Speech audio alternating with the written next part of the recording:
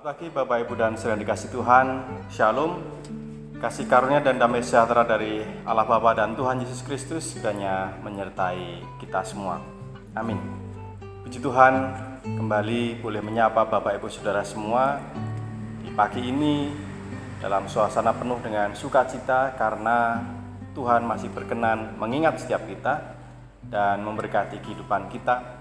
Pagi ini masih diberikan kesempatan hidup dan juga berkat dalam hidup kita, keluarga kita masing-masing. Mari bersama-sama kita memulai hari kita, pelayanan, pekerjaan kita, aktivitas kita dengan senantiasa menyerahkan diri penuh kepada kasih tuntunan Tuhan. Dan mari kita bersama mendengar merenungkan sabda Allah. Sebelumnya mari kita berdoa memohon berkat-Nya. Mari. Selamat pagi Bapak, kami bersyukur atas kasih penyertaan-Mu, kesetiaan-Mu dalam kehidupan kami. Kami bersyukur untuk perlindungan-Mu dalam istirahat malam kami. Dan pagi ini kami juga boleh bersuka cita karena Engkau masih berkenan menganugerahkan kehidupan untuk setiap kami. Memberikan kesempatan kami untuk sekali lagi merasakan kasih-Mu dan berkat-berkat-Mu. Tuhan, kami akan memulai hidup kami, pekerjaan dan pelayanan kami, serta segala aktivitas kami dengan senantiasa berserah penuh kepada tangan kasih tuntunan-Mu. Mohon berkat-Mu ya Allah, mohon penyertaan-Mu, dan biarlah kami bersama melandaskan hidup kami di atas sabda firman-Mu yang menjadi penuntun dalam kehidupan kami. Bersabdalah ya Allah, kami semua siap untuk mendengarkan. Di dalam nama Yesus Kristus Tuhan kami, doa ini kami naikkan. Amin. Sabda firman Tuhan pagi ini saya bacakan dari Injil Yohanes 14 ayat 26. Injil Yohanes 14 ayat 26 yang demikian. Tetapi penghibur, yaitu Roh Kudus yang akan diutus oleh Bapa dalam namaku, Dialah yang akan mengajarkan segala sesuatu kepadamu dan akan mengingatkan kamu akan semua yang telah kukatakan kepadamu. Amin. Demikian sabda Tuhan. Ibu, Bapak, dan saudara yang dikasihi Allah, setiap kita pasti pernah punya pengalaman saat merasakan kesedihan atau sedang menghadapi pergumulan berat, lalu kita ingin sedikit lepas dari beban ini.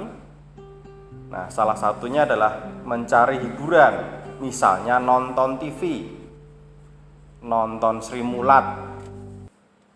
Hiburan yang kita lihat, kita dengar sejenak membawa kita untuk melupakan beban dan persoalan serta duka cita yang sedang kita rasakan. Kita bisa sedikit tersenyum, bahkan mungkin tertawa. Tetapi ketika hiburan ini sudah selesai, lalu kita kembali kepada realitas kehidupan kita kembali merasa ditimpa oleh beban yang berat, kita merasakan kembali kegelapan dan kondisi kehidupan yang seolah-olah tidak sanggup lagi kita tanggung. Hiburan yang kita rasakan tadi hanya sejenak saja, sebentar saja mengalihkan perhatian kita dari persoalan yang kita hadapi. Dan ketika kembali kepada kenyataan, kita akan merasakan beban yang berat. Hiburan tadi tidak ada nilainya sama sekali. Lalu hiburan yang seperti apa? Penghiburan yang seperti apa yang semestinya kita dapatkan supaya kita dimampukan untuk menghadapi setiap pergumulan hidup ini? Tentu saja pergumulan ini harus kita hadapi dan kita mengharapkan adanya penghiburan yang sejati, bukan sekedar mengalihkan perhatian kita sejenak.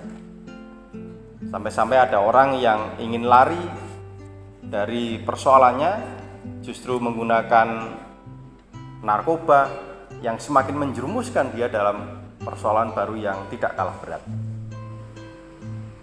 Nah, penghiburan sejati kita bukan sekedar dari tontonan di televisi atau hiburan yang kita terima dari situasi di sekitar kita, tetapi penghiburan sejati kita dapatkan dari Roh Penghibur, Roh Kudus, bagaimana dinyatakan oleh Tuhan Yesus tadi.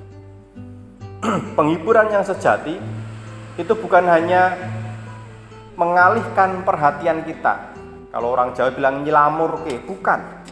Tetapi semestinya penghiburan yang sejati adalah membawa kita untuk semakin dekat kepada Tuhan, membawa kita untuk senantiasa menyadari akan pertolongan Tuhan, membawa kita dengan akal sehat kita. Jadi di tengah kondisi yang berat, penghiburan ini mestinya masih bisa membawa kita, membuat kita untuk berpikir dengan waras. Sehingga penghiburan sejati ini akan menuntun kita untuk menemukan jalan, menemukan celah, menemukan kesempatan-kesempatan dan pengharapan-pengharapan baru yang memungkinkan kita untuk bisa mengatasi setiap pergumulan kita. Dan itu tidak akan kita dapat dari sekedar lawak atau tontonan sinetron, tontonan di televisi, karena itu semua hanya sesaat saja. Penghiburan sejati adalah dari Roh Kudus, Roh kebenaran, yang akan memberi hikmat kepada kita, akan menuntun kita untuk terus berjalan di jalan yang benar, tidak menjerumuskan kita untuk jatuh dalam persoalan baru. Roh kebenaran akan memberikan terang di dalam hati kita, dalam batin kita, untuk tetap merasakan dan menemukan peluang-peluang, kesempatan-kesempatan yang sebenarnya Tuhan berikan dan Tuhan sediakan melalui orang-orang di sekitar kita, melalui situasi-situasi baru yang sekali lagi itu akan membuat kita memiliki pengharapan baru untuk bisa lepas dari persoalan dan bahkan menyelesaikannya dengan baik.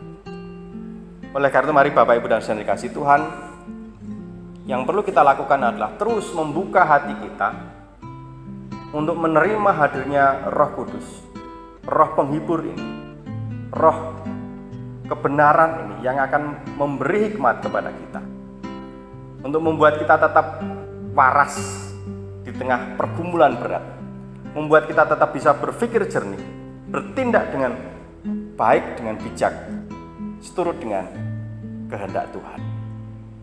Itulah penghiburan sejati, penghiburan yang disediakan oleh Tuhan Yesus bagi setiap kita yang percaya kepadanya.